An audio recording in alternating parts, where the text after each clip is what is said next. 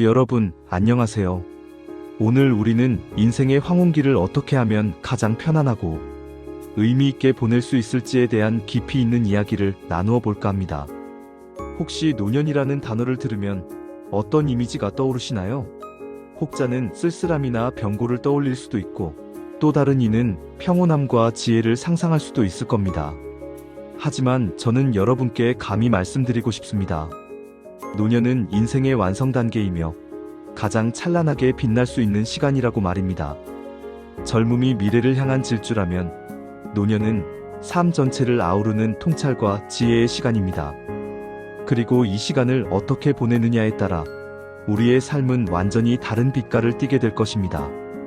여러분, 지금부터 제가 들려드릴 이야기에 귀 기울여 주십시오.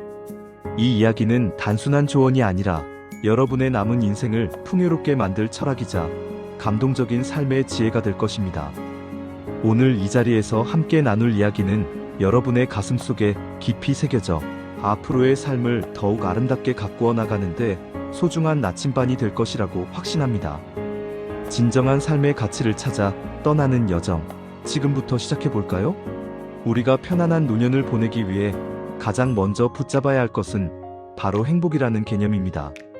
젊었을 때는 성공, 돈, 명예 같은 외적인 가치들이 행복의 전부처럼 느껴질 수 있습니다.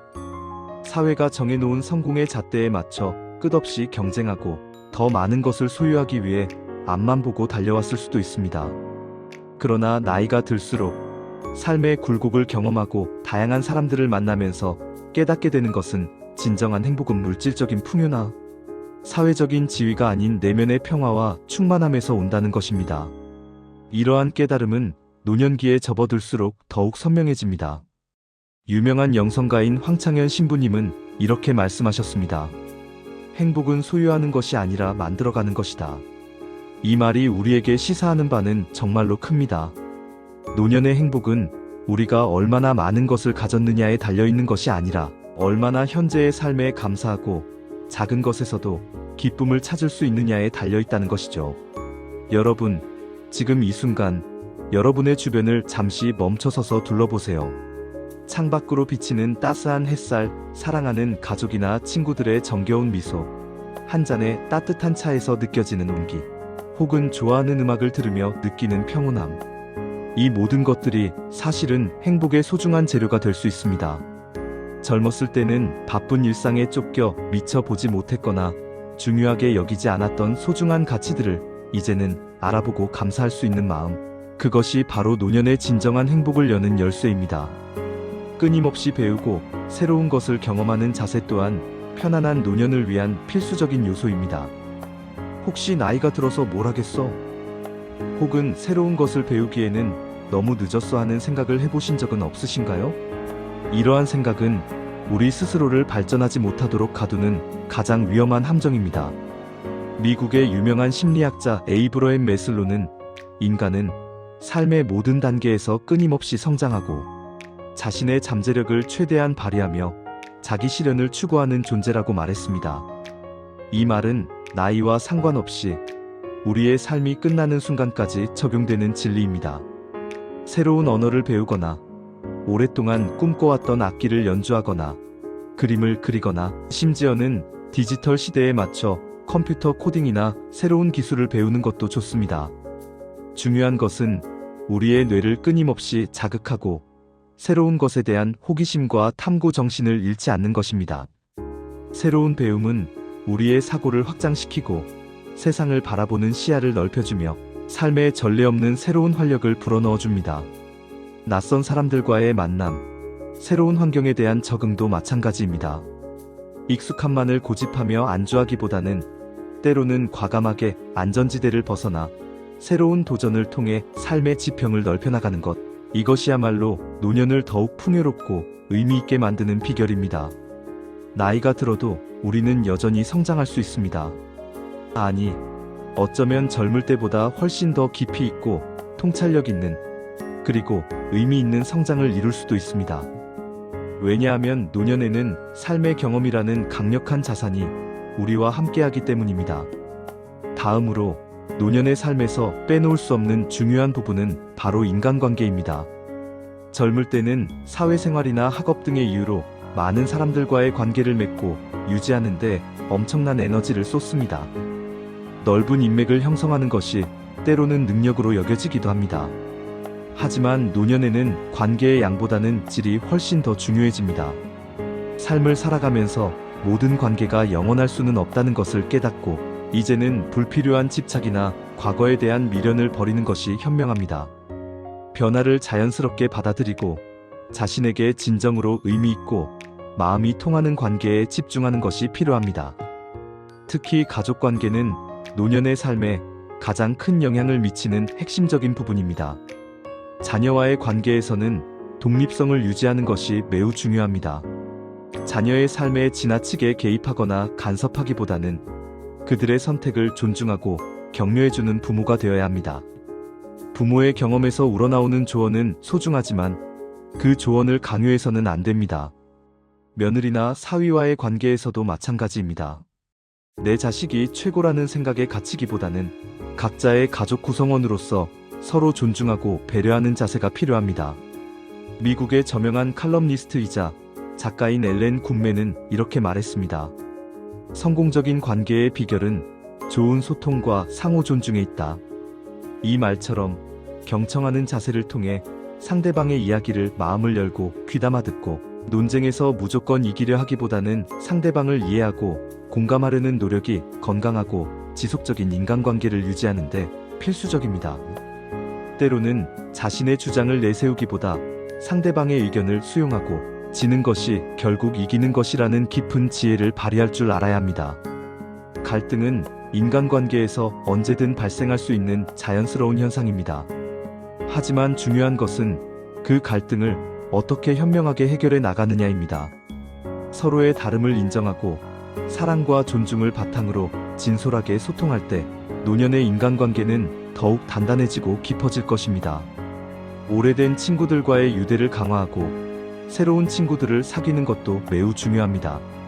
함께 취미를 공유하거나 봉사활동을 하며 새로운 관계를 형성하는 것은 삶의 활력을 더해줍니다. 또한 노년의 삶에서는 철학적인 접근이 절대적으로 필요합니다. 젊음의 가치관, 즉 사회적인 성공, 물질적인 부와 명예 같은 것들에만 갇히지 말고 노년의 가치관을 새롭게 정립해야 합니다. 과연 무엇이 진정으로 우리를 행복하게 하는지, 삶의 궁극적인 의미는 무엇인지 깊이 성찰하는 시간이 필요합니다.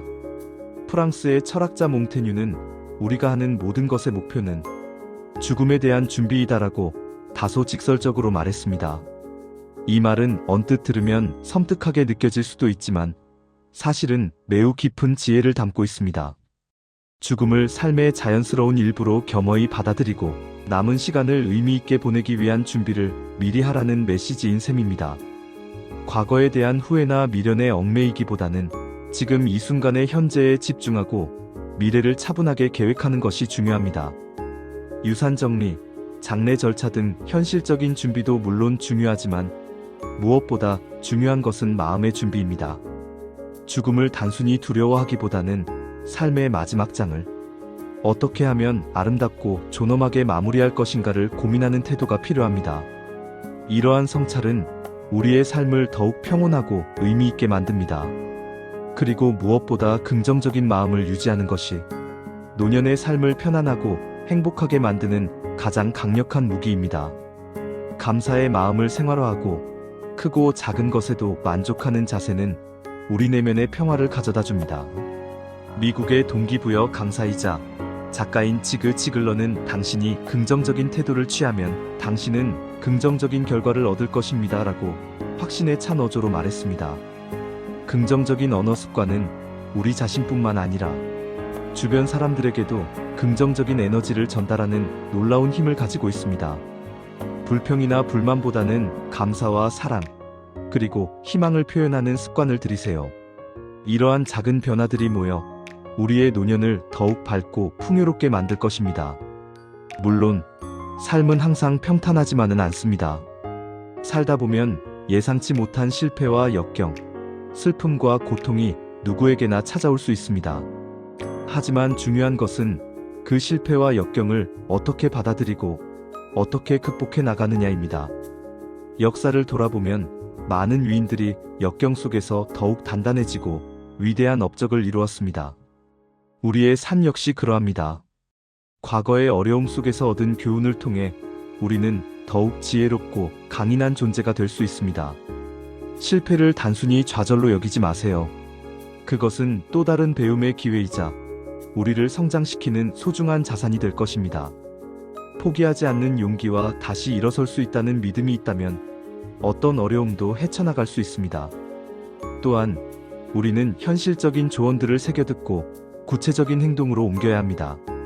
예를 들어 80세 이전에 반드시 기억해야 할 7가지 조언과 같이 노년 생활에 실질적인 도움을 줄 수 있는 정보들을 적극적으로 습득하고 적용해야 합니다. 건강관리, 재정관리, 사회활동 참여 등 구체적인 실천 방안들을 계획하고 꾸준히 실행해야 합니다. 건강은 노년의 삶에서 그 무엇보다도 중요한 최우선 자산입니다. 꾸준한 운동과 균형 잡힌 식단, 그리고 정기적인 건강검진을 통해 몸과 마음을 건강하게 유지해야 합니다.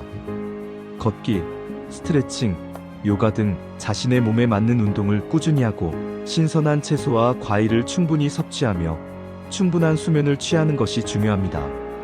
정신 건강 또한 간과해서는 안 됩니다. 명상, 독서, 취미 활동을 통해 스트레스를 관리하고 긍정적인 사고를 유지하는 것이 필요합니다. 재정 관리는 미래의 불안감을 줄이고 심리적인 안정감을 가져다 줍니다. 은퇴 후의 삶을 대비하여 미리 계획을 세우고 무리한 투기보다는 안정적인 자산 관리를 통해 노후를 준비해야 합니다. 전문가의 도움을 받아 자신의 상황에 맞는 재정 계획을 세우는 것도 좋은 방법입니다. 사회활동 참여는 고립감을 줄이고 활기찬 노년 생활을 가능하게 합니다. 은퇴 후 집에만 머물기보다는 봉사활동, 동호회 활동, 학습 모임 등 다양한 사회활동에 적극적으로 참여하여 사람들과 교류하고 사회에 기여하는 삶을 사는 것이 좋습니다. 새로운 사람들을 만나고 함께 의미 있는 시간을 보내는 것은 정신 건강에도 매우 긍정적인 영향을 미칩니다. 인생의 의미를 찾는 것도 중요합니다. 노년의 삶에서 진정한 의미를 찾고 자신만의 가치를 실현하며 살아가는 사람들의 이야기는 우리에게 큰 감동과 영감을 줍니다. 은퇴 후에도 자신의 전문성을 살려 컨설팅을 하거나 오랫동안 꿈꿔왔던 창작 활동을 하거나 재능 기부 등을 통해 사회에 봉사하는 등 자신만의 업을 찾아 열정적으로 살아가는 사람들을 보며 우리는 나이가 숫자에 불과하다는 것을 깨닫게 됩니다. 자신만의 재능을 사회에 나누고 의미 있는 일에 참여하며 살아갈 때 우리의 노년은 더욱 빛나고 충만한 시간이 될 것입니다.